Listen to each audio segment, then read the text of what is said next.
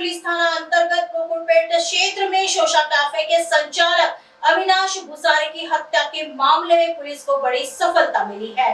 Police की अपराध शाखा द्वारा चलाए गए विशेष अभियान में आरोपी बंटी उर्फ शैलेश हिरनवार समेत 5 आरोपियों को उत्तर प्रदेश से गिरफ्तार किया गया।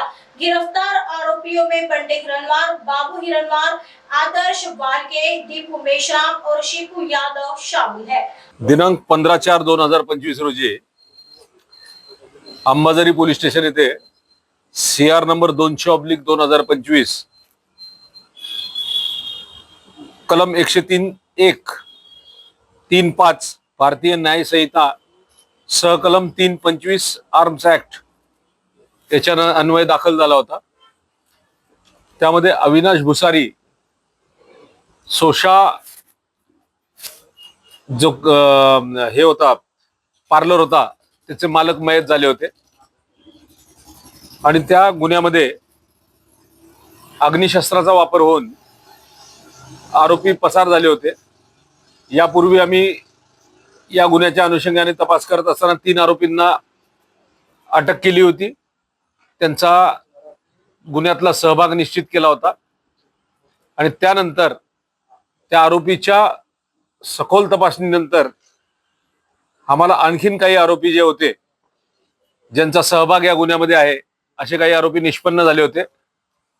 त्याच्यामध्ये शैलेश उर्फ बंटी विनोद हिरनवार, अंकित उर्फ बाबू धीरज हिरनवार, आदर्श उर्फ गोट्या रत्नाकर वाळके, शिबू राजेश यादव, रोहित उर्फ भिक्कू राजू मेश्राम हे आरोपी निष्पन्न झाले। याशिवाय आणखी आरोपी काही निष्पन्न आहेत।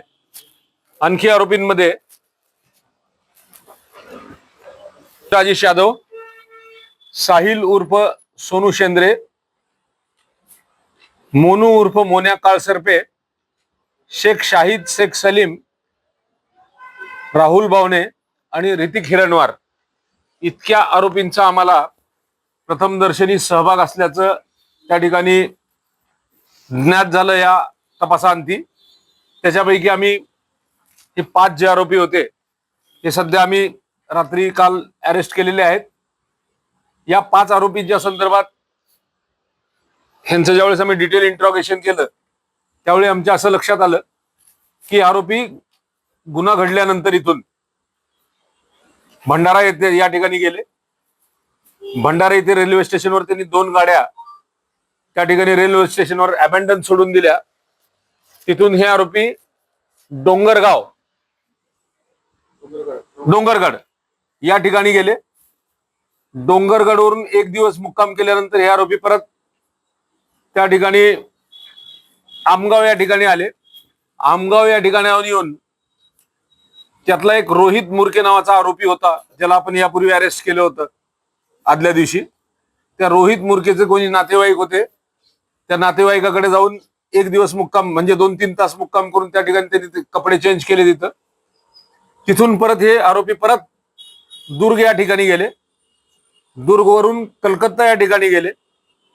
कलकत्त्यावरून हे आरोपी परत दुर्गला आले। दुर्गवरून विशाखापट्टणम या ठिकाणी गेले। विशाखापट्टणम म्हणून तिरुपती या ठिकाणी गेले। तिरुपतीवरून बल्लारशाह या ठिकाणी आले।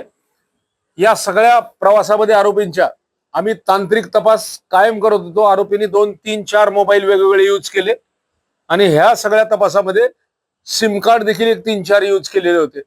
आरोपीचे सिम कार्ड आणि आरोपीचे मोबाईल हे सातत्याने बदलत असल्यामुळं आरोपींचा स्ट्रेस करणं थोडंसं त्या सुरुवातीच्या कालखंडामध्ये आम्हाला अवघड गेलं। परंतु नंतर आम्ही स्ट्रेस केल्यानंतर ह्या सगळ्या तांत्रिक तपासानंतर आम्हाला लक्षात आलं की आरोपींचे मोबाईल आणि सिम कार्ड सातत्याने बदलत आहेत। पण वेगवेगळ्या मोबाईलमध्ये आणि वेगवेगळ्या ज्या 3, 4, 5 सिम कार्ड आहेत या अनुषंगाने ज्यावेळेस तपास केला आम्हाला लक्षात आलं की आरोपी बल्लारशाह येथे आलेले आहेत।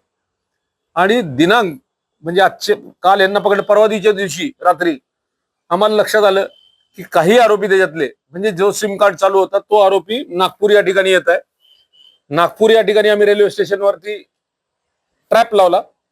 जवळपास आमच्या 5 टीम आणि 50 अधिकारी म्हणजे 5 अधिकारी प्लस 50 कर्मचारी रेल्वे स्टेशन आणि पूर्ण अजनीपर्यंतचा परिसर आम्ही कव्हर केलेला होता या सगळ्यामध्ये.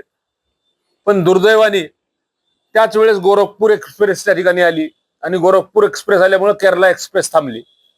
आणि केरला एक्सप्रेस थांबल्यानंतर यामधला असणारा गोट्या रत्नाकर वाळके आणि भिक्खू राजू मेश्राम हे पूर्वीच उतरले. म्हणजे अजनी आणि खापरी याच्या दरम्यान ही गाडी थांबल्यामुळं हे उतरून त्या ठिकाणी गेले आणि आमचं मिशन फेल गेलं.